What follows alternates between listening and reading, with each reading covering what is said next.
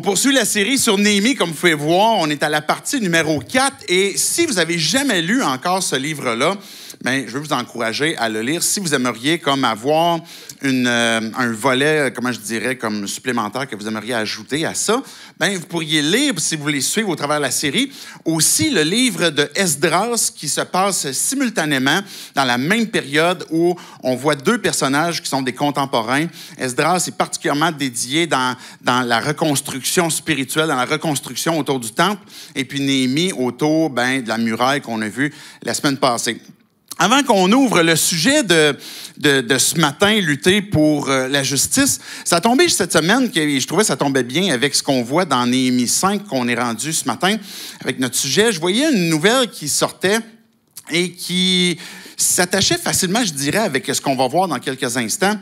Et peut-être qu'on peut mettre, j'ai deux citations que je veux vous apporter, qui est une réalité qu'on vit de plus en plus et qu'on a été, au fait, en 2023, dans son bilan, fin 2023, dévoilé mercredi matin, le réseau des banques alimentaires de la province aide mensuellement 872 000 personnes, soit 30 % de plus qu'en 2022, 73 % de plus qu'en 2019. De plus en plus de travailleurs ont recours aux banques alimentaires. Selon les statistiques dévoilées aujourd'hui, leur nombre a doublé de 2019 à 2023. On a vu, puis ça, c'est été publié comme au mois d'octobre, le 25 octobre 2023, et le réseau des banques alimentaires ont publié ce bilan-là pour dire qu'il y a de plus en plus de gens qui ont de la difficulté à se nourrir. Mensuellement, j'en revenais pas quand j'ai vu ce chiffre-là, mensuellement, 872 000 personnes qui ont besoin des banques alimentaires pour pouvoir avoir la nourriture suffisante pour pouvoir se nourrir. Et c'est pas ce que la statistique nous dit, c'est que c'est pas des gens qui sont sans abri ou qui sont dans une précarité ou ce que, par exemple, on n'a pas de travail ou quoi que ce soit, mais ça inclut même des travailleurs.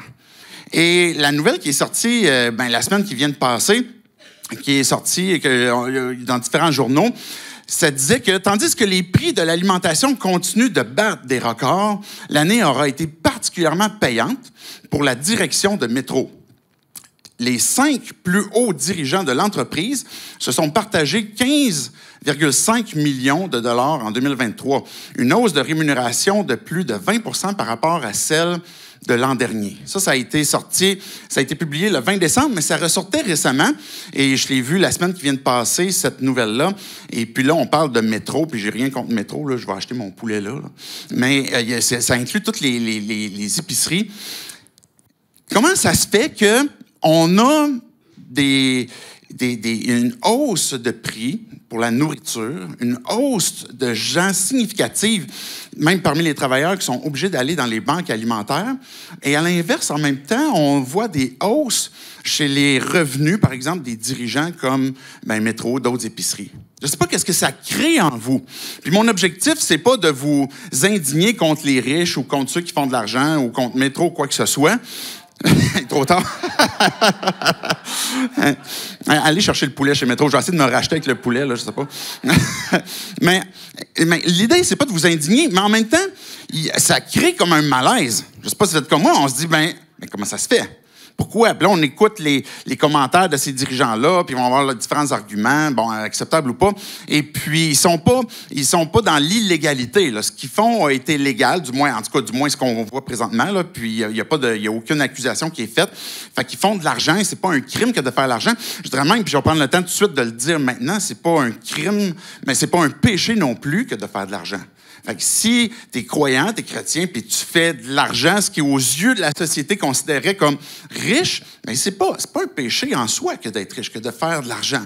Mais ça nous emmène quand même à se poser la question, est-ce que dans le contexte que je viens de mentionner, est-ce qu'il y a de l'injustice? Est-ce qu'il y a une disproportion qui fait qu'à un moment donné, il y a peut-être une certaine frustration qui fait que est-ce qu'on peut arrêter de monter les prix des paniers d'épicerie, peut-être avoir moins de revenus, puis avoir quelque chose qui va mieux fonctionner pour la société? J'ai pas la résolution de ça, puis la solution, mais l'objectif à travers ça, c'est que on voit toutes sortes de circonstances qui, à tort ou à raison, peuvent susciter en nous une certaine colère, une certaine irritation parce qu'on a l'impression qu'il y a de l'injustice. Il y a quelque chose qui est déséquilibré, il y a quelque chose qui devrait être fait différemment. Et puis, nécessairement, quand on parle d'injustice, ben c'est parce qu'il y a quelque chose qui implique une relation, que ce soit client ou bien commerçant, que ce soit même entre deux commerçants, que ce soit entre des voisins, par exemple, ou que ce soit entre des collègues de travail, même entre des membres de la famille. Des fois, il y a des situations qui se produisent d'héritage ou de toutes sortes de trucs qui fait qu'on a un sentiment d'injustice. Quand on parle d'injustice, il y a nécessairement une relation qui est impliquée parce qu'on sent que on a empiété sur nos droits, sur ce qu'on aimerait, sur ce qu'on pourrait avoir. Et puis, ça crée cette frustration-là. Et l'irritation ou la colère est principalement générée à cause de l'injustice. Il y a plein de choses qui peuvent vous mettre en colère, mais quand vous y réfléchissez un peu, vous allez réaliser que même si c'est dans le jeu vidéo, par exemple, vous dites comme moi, j'ai de la misère à pas briser mes manettes, ben si vous réfléchissez souvent, c'est parce qu'il va y avoir un sentiment de mais pourquoi? C'est quoi qui s'est passé? Ça n'aurait pas dû se passer de même, ou il y a un glitch, ou peu importe. Ben, on va avoir des sentiments comme ça de colère qui vont être en lien avec on a une impression d'injustice. Et puis que ça implique justement une relation. Notre façon de traiter notre monde, la façon de traiter notre prochain, de percevoir notre prochain est directement liée avec ce qu'on veut bâtir ou rebâtir. On voudrait rebâtir peut-être certains aspects de nos vies, certains domaines. On voudrait bâtir certains aspects et nécessairement, cet aspect-là de pouvoir bâtir ou rebâtir va être intimement lié à la façon que je vois mon prochain, la façon que je vois le monde autour de moi. Si je le vois comme étant quelqu'un qui prend mon droit puis que je subis une injustice, ça va générer une difficulté. À l'inverse, si c'est moi qui crée une injustice, je vais avoir de la difficulté à pouvoir rebâtir de quoi qui va pouvoir s'émanciper, pouvoir grandir. On est des êtres qui ont été créés pour être en relation. Néhémie, quand il est arrivé à Jérusalem, il est parti, lui, en feu parce qu'il sentait que Dieu l'appelait à retourner à Jérusalem puis à ramener le peuple qui avait été déporté, qui était un peu partout. Puis là, il s'est dit, je vais retourner à Jérusalem et puis on va faire ce qu'on peut pour ramener le plus possible des Juifs qui vont pouvoir revenir aussi. Et puis là, il a fait, il a mis beaucoup d'énergie et beaucoup d'ouvrage. Puis il s'est mis à rebâtir la muraille. Puis c'est ça qu'on voyait un peu la semaine passée. Néhémie est allé mobiliser ses troupes, là, puis il a fait le pep talk, il a fait le Braveheart, là, vous vous en souvenez, on a vu ça, mais il a parlé aux gens, puis comme, lâchez pas, on va l'avoir, puis là, il a structuré, il a mobilisé, puis là, on voit la muraille qui est en train de se rebâtir, puis on voyait qu'il y avait de l'opposition, il y avait des ennemis qui n'étaient pas d'accord avec ça, même des gens à l'intérieur du peuple qui désapprouvaient, sans que ça soit nécessairement très ouvertement, mais qui quand même faisaient sentir qu'ils désapprouvaient. Néhémie, il s'est dit, OK, on se relance puis on rebâtit la ville. Mais là, on arrive dans le chapitre 5, puis on réalise que c'est pas tout que de rebâtir des murs. C'est pas tout que de juste remonter des murailles. C'est pas juste ça, la ville. La ville, c'est des gens, c'est des personnes, c'est des gens qui y vivent, c'est des personnes qui sont venues de différents coins de la terre, les Juifs qui reviennent dans leur coin de pays, et puis que là, ils veulent revivre ensemble. Et là, tout d'un coup, on réalise qu'il y a aussi une question, de quelle façon est-ce que je traite mon prochain? De quelle façon est-ce que je vis des circonstances qui me génèrent une injustice? Et de quelle façon est-ce qu'on va pouvoir cheminer à travers ça? Parce que Néhémie, comme pour nos vies, si ce sentiment d'injustice, et pas juste le sentiment, mais si l'injustice perdure, de quelle façon est-ce qu'on peut réellement rebâtir ou avancer avec ce que Dieu place devant nous? Dans Néhémie 1, je vais commencer avec le tout premier, je dis 1 plutôt, c'est Néhémie 5, je vais commencer avec le tout premier verset. Qu'on puisse regarder, ça va être quoi, les différentes plaintes, les différents sentiments d'injustice qui va se voir, qui va se faire sentir. Regardez, verset 1, ça dit « Les gens du peuple et leurs femmes avaient à se plaindre gravement de leurs frères juifs. » OK, là, c'est mentionné particulièrement les femmes, c'est pas parce qu'ils sont plus plaintives. Les hommes, on n'est pas moins plaintifs, on a nos façons de le faire, on est capable de chialer aussi. Donc, il y a une difficulté qui se crée entre les hommes, les femmes, et que là, et ça dit qu'il y a des plaintes qui sont graves et qui sont adressées envers pas des gens d'autres pays, pas d'autres personnes qui ont décidé de venir habiter. Le problème est avec leurs frères, les gens qui sont près d'eux, et c'est là qu'il va se vivre une injustice, ça va être difficile à pouvoir cheminer, à pouvoir avancer. Quand on est devant des situations où on commence à avoir des plaintes, on commence à avoir des difficultés, ce qui est en train de se produire dans le fond, c'est qu'on est en train de constater le fruit de quelque chose qui est plus profond. On est en train de voir que, OK, il va y avoir des plaintes qui vont sortir, qui vont être justifiées ou pas, mais c'est parce que c'est au-delà de juste, je vais dire comme ça, de juste la conséquence qui est en train de se vivre, c'est parce qu'il y a quelque chose qui est un peu plus profondément génère ça, génère cette conséquence-là. Et puis même, en fait, non seulement que on pourrait dire, OK, ce qui fait qu'on a le fruit, c'est parce qu'il y a certains comportements qui sont là. Ça va être quoi les comportements qu'on va voir dans le peuple on va voir cette injustice qui va se créer. Mais même derrière les différents comportements qu'on va voir, il y a même quelque chose d'encore plus profond qui finalement va être le cœur. C'est ce qu'on va voir ce matin quand on va lire dans le fond Néhémie 5, mais on va voir c'est quoi les conséquences qu'on est en train de voir, c'est quoi les différents comportements qui vont être adressés, puis finalement, ça va être quoi le cœur en arrière de ça. Fait qu'on va regarder les versets. Dans le fond, on va cheminer là, avec les versets, on va voir différentes formes de plaintes qui vont ressortir, qui sont les fruits, le résultat de ce qu'on voit dans l'histoire de Néhémie. Verset 2. Les uns disaient, « Avec nos fils et nos filles, nous sommes nombreux. Nous voulons recevoir du blé afin de pouvoir manger et rester en vie. » Premier problème, puis ça, c'est une difficulté qu'on peut tous éprouver, c'est les besoins sont plus grands que les ressources. J'ai beaucoup d'enfants, c'est ce qu'il y avait comme plainte, c'est que là, nous autres, on est nombreux, on est plusieurs personnes, j'ai beaucoup d'enfants, puis la réalité, c'est que mon frigidaire est vide, là.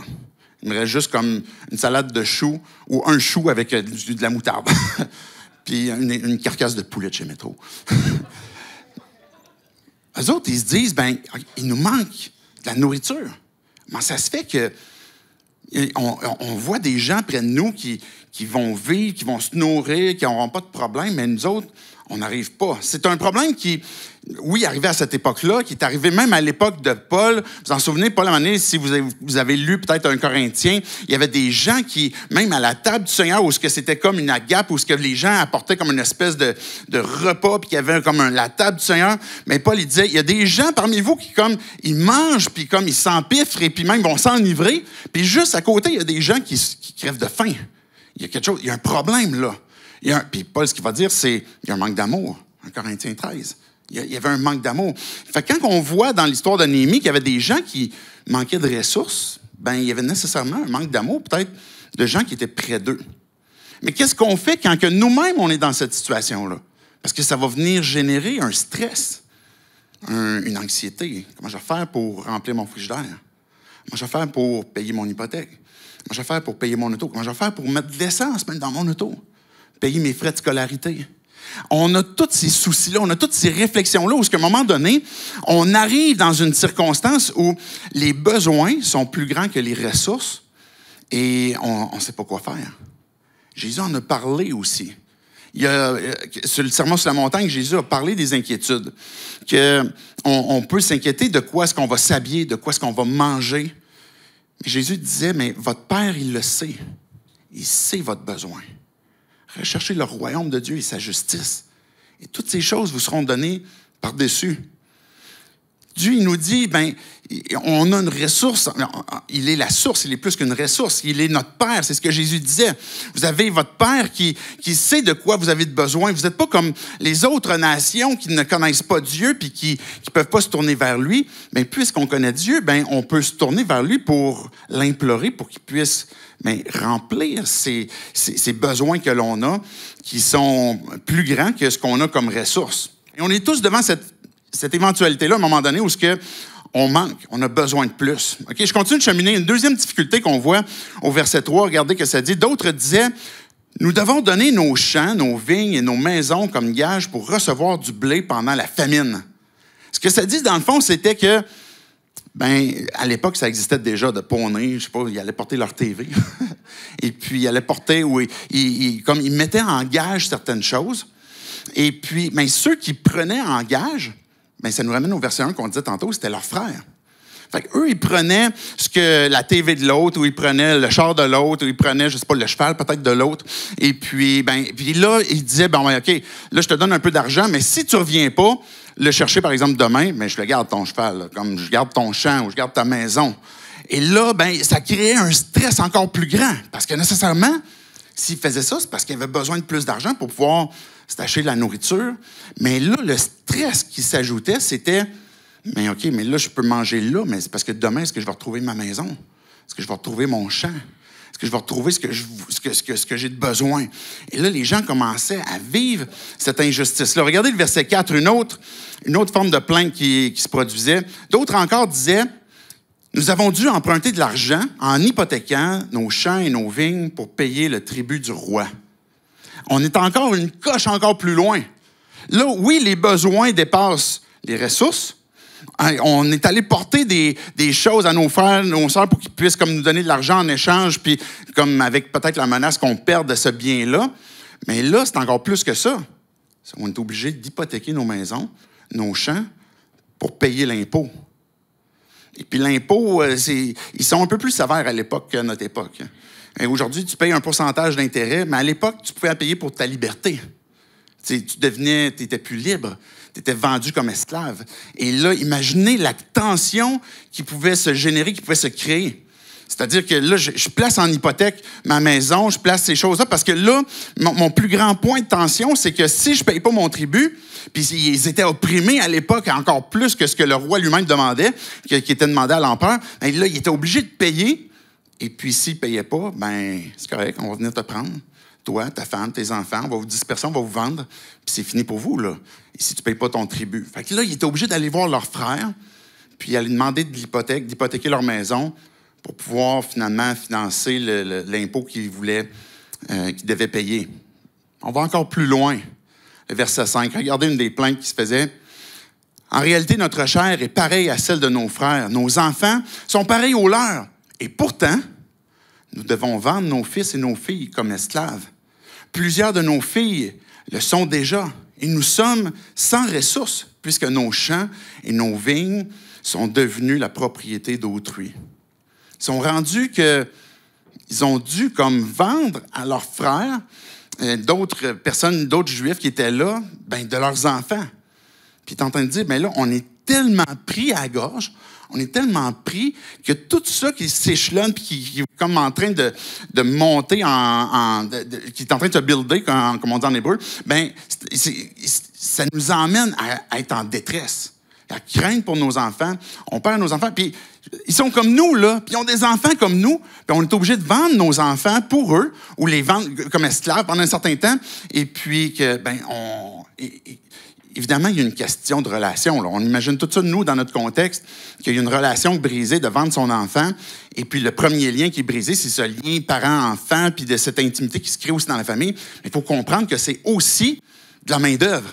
Les enfants qui sont avec les parents, puis qui sont au champ, puis pour eux, c'est un moyen de pouvoir générer du revenu. Fait que tu es en train, en plus, de leur enlever des gens qui travaillent avec eux, puis qui sont en train de les aider. Et alors, plus ça va, plus la corde se resserre, plus l'étau se resserre, plus ça devient difficile, puis ça devient lourd. Et on comprend le pourquoi est-ce que le tout premier verset nous dit, là, il y avait des grandes plaintes. Là. Ça devenait extrêmement difficile, extrêmement pénible. Comment est-ce qu'on peut rise up? Comment est-ce qu'on peut se relever quand on est dans des conditions comme ça? Et imaginez si on est dans une situation comme ça, puis là, OK, là, on est en train de reconstruire la muraille, mais on va se dire, OK, mais c'est parce que là, je m'en fous un peu de la muraille. Parce que c'est pas tant ça là, qui me fait mal. Parce que là, moi, ce qui me fait mal, c'est je sais même pas si je vais avoir ma propre liberté demain. Je sais même pas si je vais retrouver mes biens. Je sais même pas si je vais être obligé de vendre mes enfants pour ça. Et là, ça devient extrêmement difficile. Et de quelle façon est-ce qu'on va faire confiance à Dieu? De quelle façon est-ce que, OK, si on est le peuple de Dieu, pourquoi ça se passe comme ça? Pourquoi est-ce qu'il y a cette injustice-là en notre sein, puis qu'il y a cette culture-là qui s'est intégrée? Et qu'est-ce que je fais quand cette douleur-là, cette anxiété-là, cette inquiétude-là, me rentrer en dessous de la peau? Parce qu'on ne va pas juste le soulager on va changer les circonstances, parce que là, on n'a plus le contrôle sur les circonstances. En même temps, j'ai l'impression de me faire abuser. Comment qu'on va lutter pour la justice? C'est là que Néhémie entre en jeu. C'est là qu'on va voir de quelle façon est-ce qu'ils vont intervenir. On voit le résultat, on voit les fruits de ce qui est en train de se produire. Il y a des gens qui, au sein du peuple, sont en train de s'abuser les uns des autres pour comme posséder encore plus sur le dos de l'autre. Et puis, on voit les résultats puis ces comportements-là. Et là, Néhémie va venir justement adresser le problème qu'il y a derrière ces conséquences-là. Regardez verset 6. Je vais lire versets 6 et 7. J'ai été très irrité en prenant connaissance de leurs plaintes et de ces faits. Et j'ai pris la ferme décision d'adresser des reproches aux nobles et aux magistrats. Je leur ai dit, vous prêtez à intérêt à vos frères. J'ai convoqué une grande assemblée pour traiter leur situation. Néhémie, je ne sais pas si vous vous souvenez, il vient d'où? Le gars, c'est un esclave lui-même qui travaillait pour l'empereur, qui était quand même bien placé dans un sens parce que lui, il s'occupait du vin à l'époque, et puis pour l'empereur, puis pour les gens qui étaient là. Fait il y avait quand même un poste privilégié, mais n'empêche, fort probablement, le texte ne le dit pas, mais fort probablement, c'est un eunuque. C'est un esclave au service de l'empereur. Et puis, là, maintenant, il est envoyé, et lui, de quelle façon est-ce qu'il va agir? De quelle façon est-ce qu'il va intervenir? La première réaction qu'on voit au verset 6, c'est qu'il a été très irrité. En clair, là, il était vraiment en colère. Il était vraiment fâché. Je disais tantôt que l'injustice génère la colère, l'irritation. Est-ce que c'est un péché que de se mettre en colère? Souvent, on va avoir cette impression-là. Parce que Jésus lui-même, sur le Sermon sur la montagne, va dire comme si tu te mets en colère après ton frère, t'es pas bien mieux que ce de pourquoi tu te mets en colère. Et puis, donc Jésus nous met vivement en garde sur la puissance de notre colère. Parce que nous autres, quand on se met en colère, on a l'impression comme on va comme renverser la situation. Je sais pas si c'est comme moi, on se voit comme dans nos têtes comme Hulk. On est capable de comme faire une boule d'aluminium avec le char ou peu importe la personne qui nous a coupés. Et puis, on est capable de réaliser des situations. Mais la colère, évidemment, n'accomplit pas la justice de Dieu, puisque c'est ça que la parole nous dit. Mais de quelle façon est-ce qu'on rétablit la justice? De quelle façon est-ce qu'on va réagir face à l'injustice? Puis Néhémie, ça dit qu'il a été vivement irrité. La parole nous dit aussi dans Éphésiens, lorsque vous vous mettez en colère, ne péchez pas. Donc, ça prétend comme quoi que la colère est à quelque part un sentiment qui est correct, qui est juste. La colère, elle est là parce que, je vais le décrire comme ça, c'est un peu comme une énergie qui est générée de par une situation qui nous emmène à, OK, ça, là, c'est pas bon, là. C'est malsain. Mais le problème de la colère, c'est notre paire de lunettes. La façon que nous, on perçoit les choses puis qui génère la colère. La façon qu'on perçoit les choses, de quelle façon est-ce que ça devrait être rétabli? De quelle façon est-ce qu'on va pouvoir rétablir la justice face à une injustice qu'on est en train de vivre? Mais dans le cas de Néhémie, il a vraiment fait une bonne job. Parce que ce qu'il a fait, c'est on voit, il dit, il a pris connaissance de leurs plaintes et de ses faits. C'est un gars qui est allé au bout, là. OK, il a entendu des plaintes. Il avait peut-être déjà entendu le proverbe de Salomon, tu sais, tel paraît juste dans sa cause, puis vient la partie adverse. Puis là, tu réalises comme, oh, OK, attends un peu, là, je donnais trop vite le bénéfice du doute à un, puis là, finalement, je devrais entendre l'autre.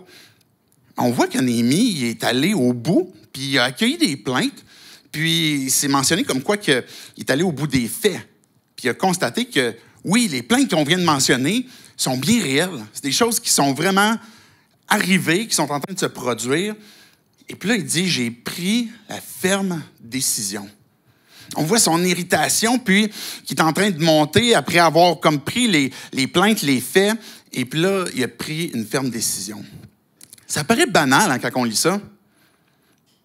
Mais c'est facile que d'être devant une situation qu'on pourrait considérer comme injuste, qu'on pourrait voir une personne qui subit peut-être une forme d'injustice, de voir des gens qui, dans notre monde, auraient besoin d'une justice sociale, qu'on prenne soin d'eux, puis qu'on se ferme les yeux, puis qu'on ne prenne pas le temps, puis qu'on a pris connaissance, on est au courant des faits, ça nous a irrités, on repart avec notre char, puis on retourne à la maison, puis on finit notre journée, puis sans que ça ait rien changé.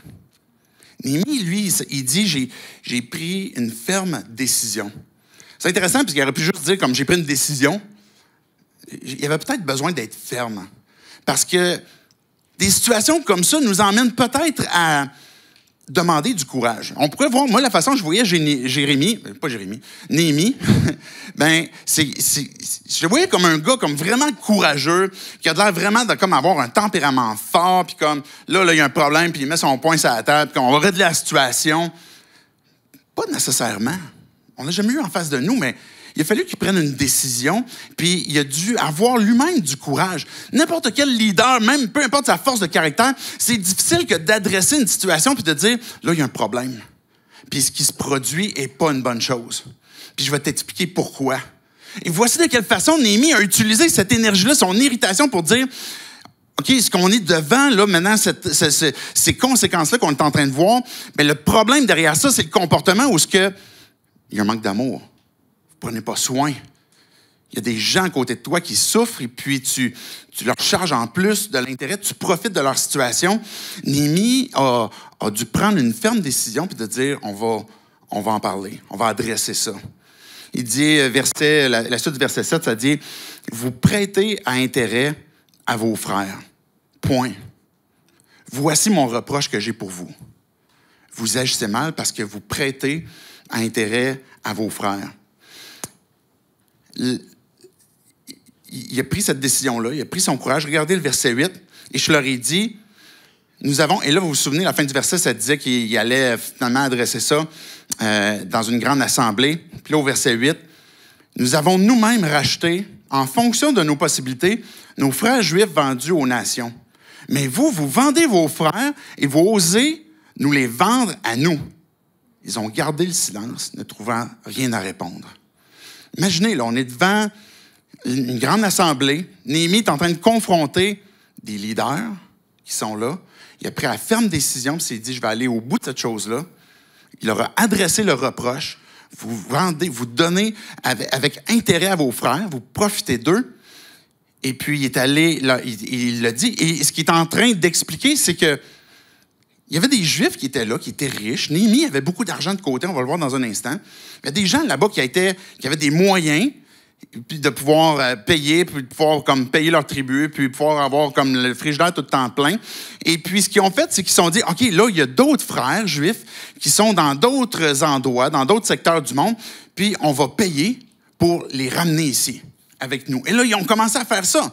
Et puis, pendant plusieurs mois, ben là, il y a des gens qui payaient puis qui rachetaient leurs frères juifs. C'est ça que Néhémie est en train de dire. Puis là, ils les ramènent à Jérusalem. Puis là, qu'est-ce qu'ils font? Ils les revendent, ces mêmes personnes-là, à d'autres frères qui sont à côté d'eux puis qu'eux, ils ont de l'argent pour le payer. Ça n'a pas de sens. Mais Néhémie est en train de dire, votre façon de racheter, votre façon de sauver, votre façon d'intervenir pour venir aider puis prendre soin est complètement tordue. Générée de par une mauvaise intention, ou peut-être, si l'intention était bonne, ben l'occasion a facilement fait le larron. Puis là, tu as vu comme, hey, bon, ben lui, que j'ai payé pour faire venir, il n'est pas capable encore de payer son champ, payer son tribut, etc. Bon, ben je vais vendre ses enfants à mon autre frère qui, lui, est capable de payer. Et là, il y avait cet élément-là qui est tordu. Et là, Néhémie, il leur reproche ça. Puis qu'est-ce qu'ils répondent? Rien. Ils n'ont rien répondu. Ce qui est intéressant, là, avant que j'aille là,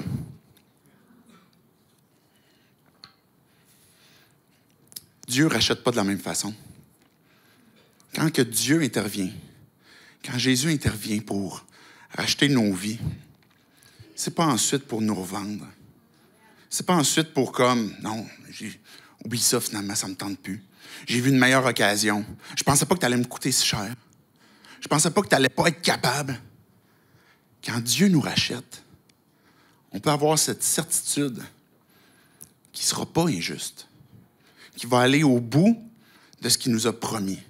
Et ça, c'est un des thèmes principaux du livre de Néhémie. C'est que les promesses de Dieu n'échouent jamais. Dieu ne manque jamais à sa parole. Et quand Dieu nous dit, je veux racheter ta vie, puis je l'ai racheté en te donnant mon fils, Jésus. Jésus qui est venu sur terre, qui a marché avec nous, qui nous a aimés, même si on n'était pas aimables, même si on était nous-mêmes constamment en train de générer de l'injustice. Il nous a aimés, il a donné sa vie lui-même en sacrifice pour que sa vie parfaite puisse prendre la nôtre, puisse nous donner sa perfection, puis que nous, on puisse lui donner notre injustice, puis qu'en mourant, il est en train de payer le prix de notre injustice.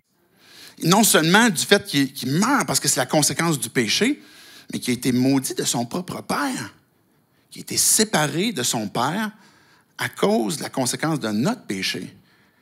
Voici la façon que Dieu traite l'injustice.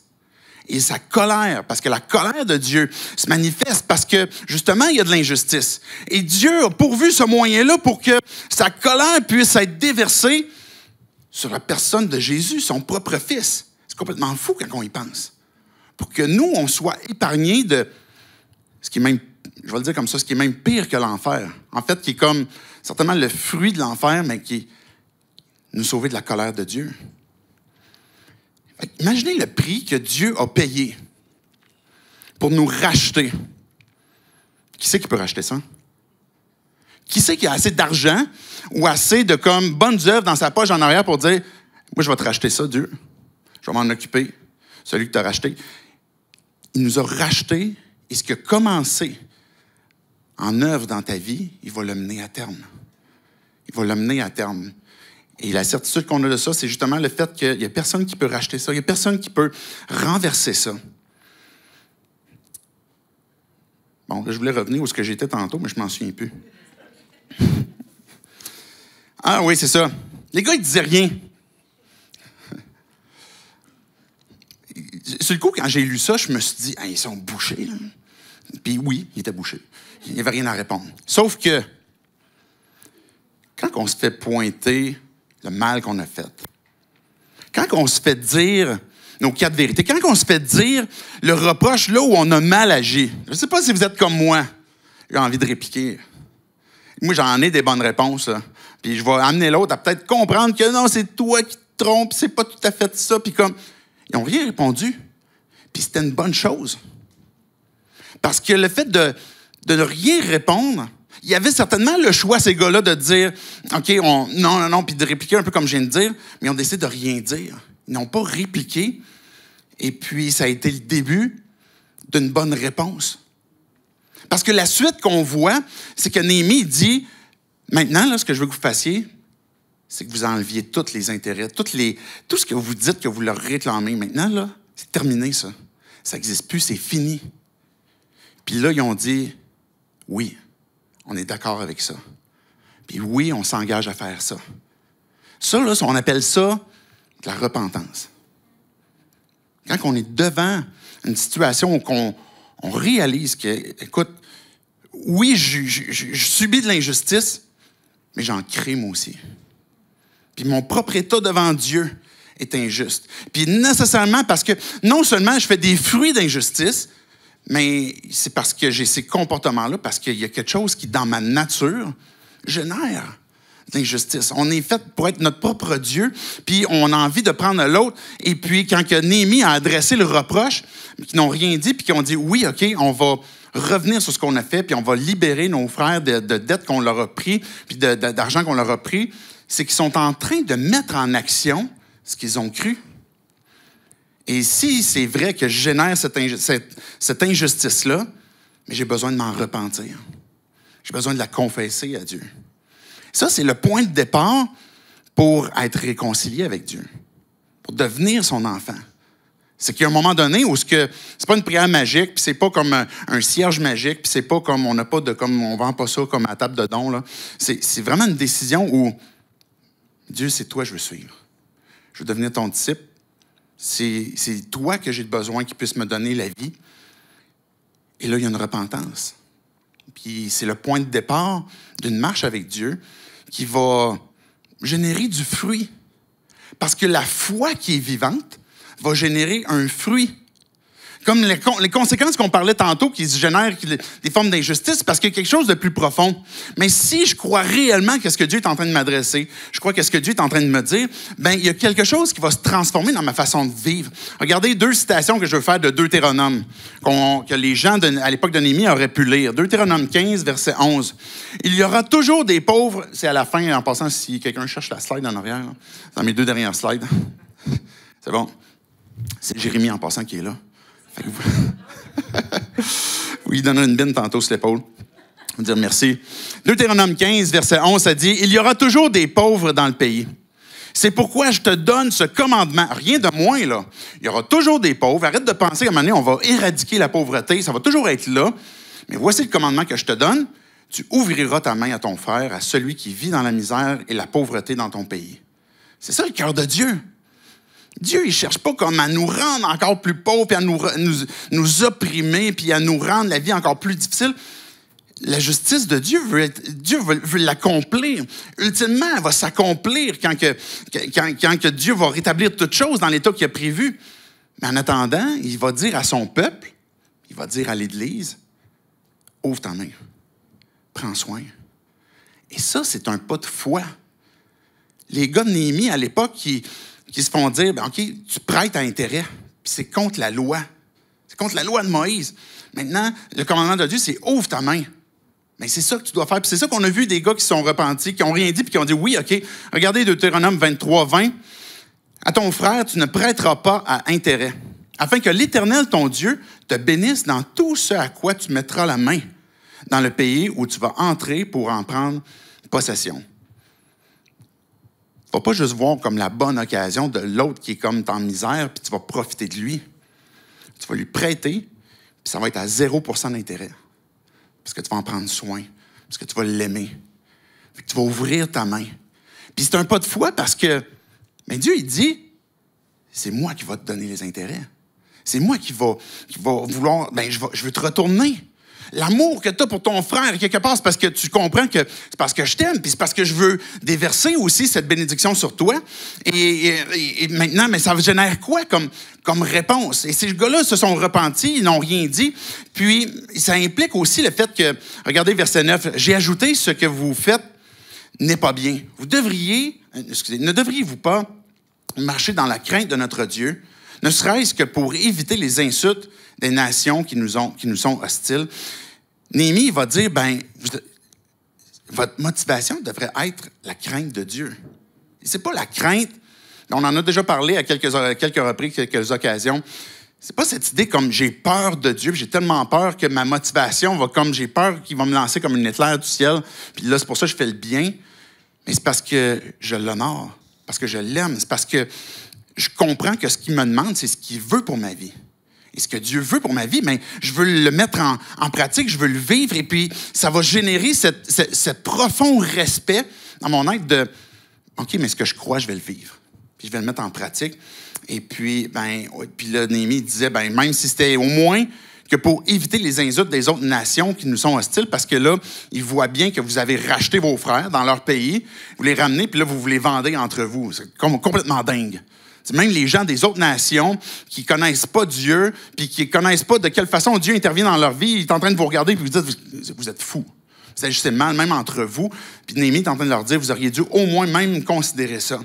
Le fait de craindre Dieu, il y a un proverbe, je vais juste vous le citer, je ne l'ai pas apporté. Se moquer du pauvre, c'est insulter son Créateur. Celui qui se réjouit du malheur ne restera pas impuni. Mais Dieu, il nous dit, si tu te moques du pauvre, là, si tu te moques de la personne qui est en train de souffrir, qui subit une injustice, tu es en train de se moquer de son Créateur. Parce que Dieu est au courant, parce que Dieu voit, parce que Dieu entend. À l'inverse, quand que nous-mêmes, on est dans une situation d'injustice, c'est ça qu'il faut se rappeler aussi. Que Dieu n'est pas insensible à ce qu'on est en train de vivre, et puis qu'on a été créé par Dieu. Il y a un intérêt pour nos vies, et puis il veut intervenir aussi dans nos vies. Je termine avec la dernière partie de Néhémie. On ne verra pas tous les autres derniers versets. Je vais aller au verset 10, puis après ça, je vais aller au verset 14, qui est la motivation plus profonde. Verset 10, ça dit « Moi-même, avec mes frères et mes serviteurs, nous leur prêtons de l'argent et du blé. Renonçons donc à ce qu'ils nous doivent. » Néhémie va dire il va citer plusieurs choses qu'on va voir là, dans quelques instants. de son propre exemple. Si vous avez besoin d'aide, imitez-moi, comme moi-même j'imite Christ. Le peuple a besoin de renverser la vapeur sur une culture qui est établie.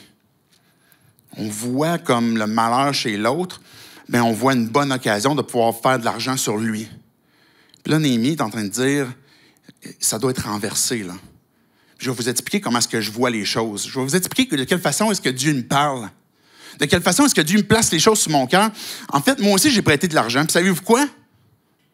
Je vais renoncer, puis je vais dire, gardez-le. Vous ne devez plus rien maintenant. Puis tu es en train de dire, voici de quelle façon est-ce que j'ai prêté sans intérêt, mais je suis prêt aussi à renoncer. Savez-vous que dans ce concept-là, là, de renoncer à une dette, il y a quelqu'un qui quelque chose nous doit, que quelqu'un nous doit quelque chose, c'est la description, la démonstration de ce que c'est le pardon. Quand quelqu'un nous doit quelque chose, puis qu'on le libère, c'est gratuit. C'est gratuit pour la personne qui le reçoit. Mais c'est toi qui as libéré. C'est parce que c'est toi qui as payé. Vous êtes d'accord? C'est parce que tu as renoncé à quelque chose qu'on te devait. Quand tu subis une injustice, puis qu'une personne te doit quelque chose, parce que tu te dis, elle m'a manqué de respect, elle a pris mon honneur, elle a pris mon... peu importe qu'est-ce que ce serait, puis là, tu vis avec une injustice, et puis tu luttes à savoir, qu'est-ce que je vais faire? Mais Dieu t'appelle aussi à pardonner, à ouvrir la main, puis à laisser aller, puis à délier. Littéralement, le mot pardonner, en grec, c'est délier. Je laisse aller, je libère. Et là, tu es prêt à payer. Mais pourquoi tu es prêt à payer ce prix-là? C'est parce qu'il y a quelqu'un qui a payé un prix beaucoup plus cher pour ta vie. Le pardon de tes péchés a coûté extrêmement cher. Qu'est-ce que ça te coûte d'offrir le pardon? De renoncer, puis d'ouvrir la main, puis de délier. Et je ne suis pas en train de dire que c'est facile, parce que je sais que plusieurs d'entre nous ont vécu des situations extrêmement difficiles, des situations d'injustice extrêmement pénibles. Puis si vous n'arrivez pas à voir de quelle façon vous allez pouvoir pardonner, demandez à Dieu d'intervenir dans vos vies. Demandez à Dieu de faire ce miracle-là. Continuez d'espérer en lui. Parce que Dieu veut renouveler, puis Dieu veut t'aider aussi. Parce que quand on retient, je vais continuer d'avancer, ne découragez-vous pas, là, mais quand on retient, c'est épuisant aussi. Quand on garde quelqu'un attaché, quand on garde quelqu'un retenu, mais c'est épuisant. Mais quand on relâche, mais c'est aussi une bénédiction pour nous. Mais on a besoin que Dieu puisse faire ce travail-là dans nos propres vies, qu'on puisse avoir la foi de le faire. Regardez le verset 14, la suite du verset 14. Ça dit, pendant ces 12 ans, puis là, Néhémie va citer encore son exemple, de quelle façon est-ce que lui-même il a renoncé à certaines choses. Pendant 12 ans que je suis ici, à partir du moment que l'empereur m'a envoyé, ni moi ni ma parenté n'avons vécu des revenus octroyés au gouverneur. Néhémie avait été envoyé par l'empereur, puis tu vas être gouverneur à l'époque, à ce moment-là, puis c'est toi qui vas pouvoir diriger certaines choses. Et puis, à cause de ça, dans la culture, à l'époque, là, oui, il y avait un revenu qui était, puis encore plus, il pouvait aller plus loin, puis regardez la suite du verset 15, il dit, mes prédécesseurs faisaient peser de lourdes charges sur le peuple. Ils exigeaient de lui du pain et du vin, ainsi que 40 pièces d'argent. Leurs serviteurs, eux aussi, exigeaient une domination sur le peuple. Pour ma part, je n'ai pas agi de cette manière, et ce, par crainte de Dieu. Néhémie est en train de dire, la culture là, qui est installée depuis longtemps, là, c'est si tu as un rôle que tu es capable de dominer, puis d'opprimer, mais profite-en. Puis Néhémie dit non. Dis-moi, la façon que Dieu est intervenu dans ma vie, c'est pas à ça qu'il m'appelle. Puis Néhémie avait de l'argent. On imagine, on n'a pas tous les détails, mais il avait de l'argent de côté. Il semble en avoir beaucoup. Vous allez voir ça bientôt, mais il semble en avoir beaucoup. Puis il s'est dit, le revenu que j'aurais de droit pour être gouverneur, je ne touche pas. Mais pourquoi? Parce qu'il voyait le peuple qui était opprimé. Puis il s'est dit, même mes serviteurs, je vais leur exiger qu'ils ne réclament rien. Puis moi, je ne réclamerai rien aussi. Non seulement le revenu du gouverneur, mais en plus, on va comme en profiter pour comme mettre de lourdes charges comme mes prédécesseurs. Il m'a dit non. Il dit, on va être là pour donner, pour rebâtir, pas juste la muraille, mais rebâtir la communauté, rebâtir la foi, rebâtir l'espoir qu'on peut avoir aussi au sein du peuple pour qu'on puisse voir l'œuvre de Dieu dans nos vies. Puis Néhémie a renoncé à ça. Je fais juste une citation d'Hébreux 13, verset 5, « Que votre conduite ne soit pas guidée par l'amour de l'argent. Contentez-vous de ce que vous avez, car Dieu lui-même a dit, « Je te délaisserai jamais, je ne t'abandonnerai jamais. » Néhémie s'est dit, c'est Dieu qui prend soin de moi. Puis je vois que le peuple est opprimé. Je vois des gens qui souffrent énormément. Puis je veux redonner. Puis je veux prendre soin. Intéressant, parce que Jésus a eu aussi une approche similaire. Il voyait des pharisiens qui avaient une approche avec le peuple, avec une forme de dette spirituelle, puis culpabiliser le peuple pour dire, regarde, tu vaux rien, tu vaux pas grand-chose, puis si tu agissais aussi bien que moi, ben là, peut-être que tu vaudrais de quoi. Et puis, pour être aussi bon, mais tu devrais faire ça, il faudrait que tu fasses ça. Puis Jésus, il disait, ils vont lier des fardeaux sur vous, puis ils seront même pas prêts à lever le petit doigt pour vous aider. Qu'est-ce que Jésus a fait à l'inverse? Il n'est pas venu apporter le fardeau, il est venu apporter la liberté. Il n'est pas venu apporter la condamnation, mais il est venu porter la condamnation. Il n'est pas venu pour alourdir, puis assombrir, puis apporter la mort, mais apporter la vie, puis de pouvoir dégager. Mais pour ça, c'est parce qu'il fallait qu'il donne. Puis Néhémie est un peu ce prédécesseur qui est en train de pointer ultimement à Jésus pour dire, c'est lui là, qui m'inspire, c'est Dieu qui m'inspire. Puis c'est ce que Jésus est venu faire. Et puis quand il parlait au peuple, c'est pour ça que le peuple disait, ben il s'adresse à nous d'une façon qu'on n'a jamais entendue de par les prédécesseurs. Puis maintenant, ça fait écho dans nos cœurs, ça fait écho dans nos vies. Regardez le verset 16. Néhémie continue à citer son exemple. « J'ai même travaillé à la réparation de cette muraille et j'ai acheté aucun champ. De plus, mes serviteurs étaient tous ensemble occupés à ce travail-là. » Néhémie est en train de dire, je me suis relevé et manche avec vous autres. Là. Je ne suis pas resté assis comme à quelque part, moi, à l'ombre, avec des gens qui me font comme de l'ombre avec des palmiers, puis une couple de femmes qui me font manger des raisins comme ça, peu importe. Là. Et puis là, non, je me suis sali les mains aussi. Puis mes serviteurs, là, bien ceux qui m'auraient apporté les raisins, puis comme me faire de l'ombre, je leur ai dit, tu vas venir toi aussi. Puis viens travailler avec moi. Puis on va faire ensemble ce que Dieu veut qu'on fasse pour rebâtir, pour relever la muraille, pour relever le peuple. Il a renoncé à quelque chose qui avait le droit. Puis pourtant, l'ouvrier mérite son salaire. Il aurait pu dire, ben là, je suis gouverneur, à quelque part, j'ai une job de plus. Mais il a renoncé volontairement. Mais il aurait pu, et c'est pas parce que c'était une mauvaise chose qu'il ait son salaire, mais il voulait redonner justement au peuple qui était dans une situation qu'il devait rebâtir. Puis regardez les versets 17 et 18. Vous êtes toujours avec moi? On a eu beaucoup de textes ce matin, là. J'admettais à ma table 150 Juifs et magistrats, sans compter ceux qui venaient chez nous des nations environnantes. Et chaque jour, on m'apprêtait un bœuf, 6 moutons de choix, puis de la volaille, et ça à mes propres frais. Et tous les 10 jours, on préparait en abondance toutes sortes de vins. Et vous dites pas amen? Malgré cela, je n'ai pas réclamé les revenus octroyés au gouverneur, car de lourdes charges pesaient déjà sur ce peuple. Néhémie, il dit, OK, à ma table, là, il y a 150 personnes. Puis il y avait des gens, j'ai ouvert ma table, j'ai ouvert mon frigo, j'ai ouvert mon barbecue, puis on a fait des smoked meat avec le bœuf. C'est pour ça qu'on appelle ça Schwartz. Aujourd'hui, ils font comme des excellents sandwichs de smoked meat. Et puis, c'est commencé à l'époque de Néhémie Schwartz. Non, c'est pas ça. Okay. Mais un bœuf, constamment, puis 6 moutons de qualité. Je sais pas c'est quoi des moutons de qualité. J'ai pas souvent mangé ça, du gigot. Mais des moutons de qualité, puis du poulet, de la volaille. Devenu d'où il venait. Elle aurait été de trop. Du poulet aussi. Puis là, lui, il ouvrait son barbecue, le méchoui, puis il nourrissait le monde à ses propres frais. Puis là, quand il y avait des gens qui venaient de l'extérieur, parce que nous autres, on envoie des équipes pour venir aider à Jérusalem, etc., pas de problème, venez coucher chez nous. Il ouvrait sa maison aussi.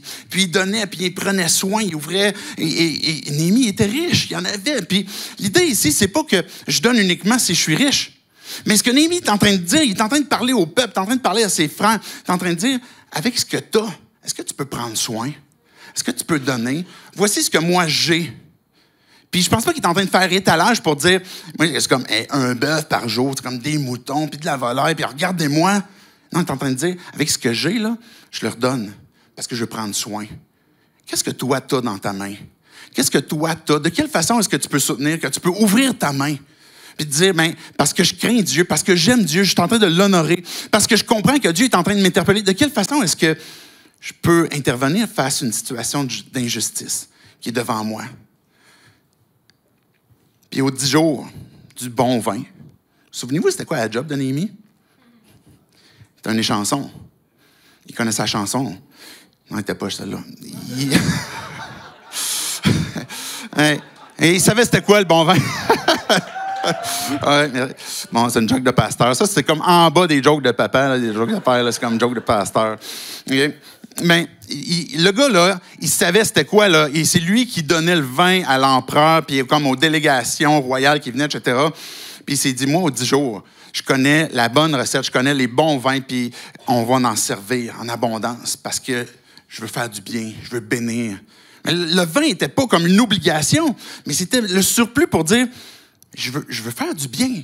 Et c'est ça que Néhémie est en train d'interpeller le peuple, il est en train de donner son exemple pour dire, si vous voulez rétablir une culture, si vous voulez revoir ce cœur de notre peuple qui est en train de se relever, ben maintenant, trouvez des nouveaux modèles, trouvez des nouvelles personnes qui vont pouvoir comme se dire, moi, je suis inspiré par Dieu, et puis c'est vers ça que je vais aller, puis que ultimement, ma motivation, c'est parce que j'aime Dieu, parce que je comprends qu'il m'a aimé. C'est ça la crainte de Dieu. Fait que je vais imiter moi, comme moi-même, je suis un imitateur de Christ, que Paul disait.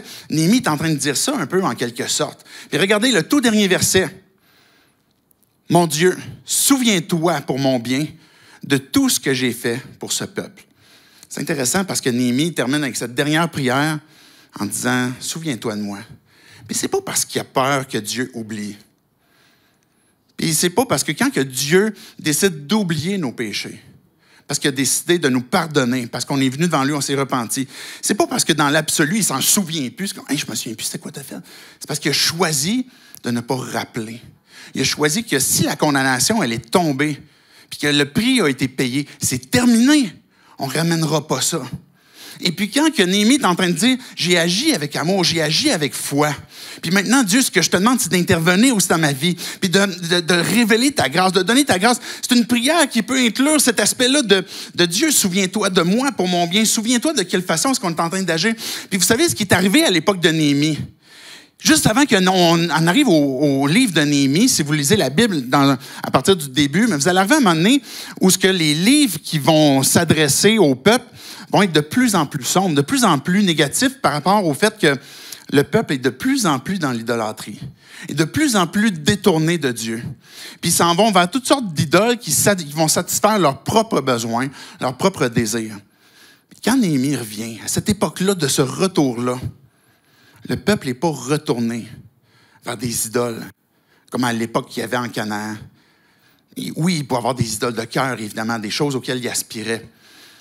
Mais le peuple, depuis ce moment-là, est resté fidèle à l'Éternel. Puis, il y a quelque chose qui s'était passé dans leur cœur. Puis que Néhémie a certainement été un joueur clé pour dire, maintenant, Dieu veut nous ramener. Dieu veut nous relever. Dieu est en train de nous rebâtir. Puis ça a été l'époque où le peuple était le plus fragile, le plus faible. Ils sont en train de revenir. Ils n'ont pas de possession, ils n'ont rien. Et pourtant, ils n'ont pas de roi non plus à l'époque. Ils sont sous un autre empereur. Et puis, ils ne retournent pas vers d'autres idoles. Parce que Dieu, même dans leur faiblesse, est en train d'apporter ce renouveau dans leur cœur. Les promesses que Dieu avait faites, puis que Néhémie avait dit au tout début dans sa prière. Dieu, c'est nos péchés qui ont fait ça. Mais tu nous as dit qu'un jour, tu nous ramènerais. Ton nom va être glorifié sur cette ville-là. Tu allais rétablir ton peuple, qu'on va pouvoir être la lumière des nations. Bien, les promesses de Dieu sont en train de s'accomplir. Je vais inviter les musiciens à s'avancer. On va pouvoir répondre aussi à travers l'adoration. Le peuple, s'il était sans force, on a vu quand même de quelle façon est-ce que Dieu intervient dans leur vie. De quelle façon est-ce que les cœurs ont été transformés. Des gens qui vivaient des situations d'injustice sont en train de maintenant être restaurés. Des gens qui abusaient et qui étaient eux-mêmes dans une situation qui générait de l'injustice se sont repentis. Tout le monde a payé le prix en quelque sorte. Tout le monde a porté cette souffrance-là ensemble dans cette communauté-là pour dire, on veut voir Dieu glorifié dans notre communauté, dans notre vie. Et ceux qui laissaient aller, c'est parce qu'ils ont accepté de payer ce prix-là. Et puis, ils n'ont pas juste rebâti cette muraille-là ensemble, mais ils sont en train de rebâtir leur attachement à Dieu, leur cœur, leur communauté.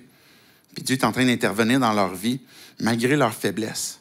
Et ce qui est encourageant pour nous, c'est que malgré des situations, que peut-être tu te sens le plus faible présentement, que peut-être tu t'identifies à ces situations qu'on mentionnait au tout début, où j'ai l'impression que je suis tellement dans un stress, je suis tellement dans une situation qui génère de l'inquiétude, de l'anxiété. Je ne sais pas de quelle façon est-ce que je vais pouvoir m'en sortir.